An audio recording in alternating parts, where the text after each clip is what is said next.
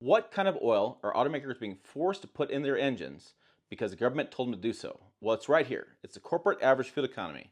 This is the big document people talk about. This is the emissions document, right? Written by the EPA. Wrong. It's written by the National Highway Traffic Safety Administration, not the EPA.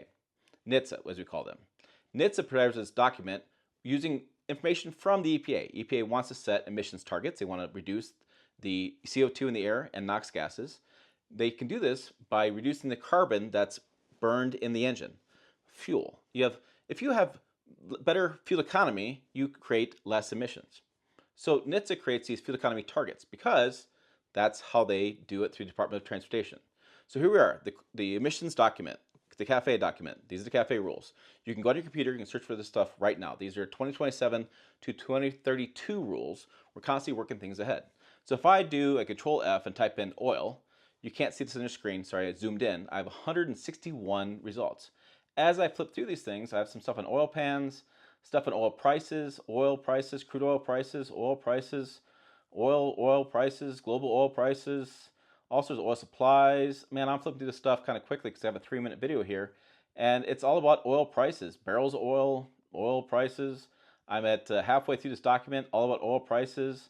I can keep going through this whole document and I won't find anything that talks about lightweight oils. There's nothing about 0W20, 0W16. I won't find it in this document. Why? Because it doesn't exist. It's not part of this document.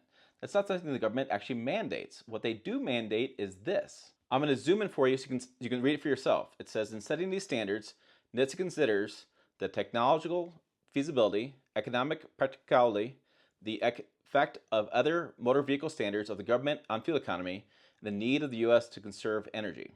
So these standards are written in a way that they can actually meet them. So what the whole document talks about is all the brands out there that have adopted turbocharged engines, adopted cylinder activation, diesel, things like that, put it all together and say, hey, these automakers are doing this stuff, and they want to do this stuff to have better emissions, so we can actually meet these targets. Big deal these documents is the economic benefit to the overall American population at the gas pump. That's why there's so many references to oil, because we're still focusing on our foreign dependence of oil.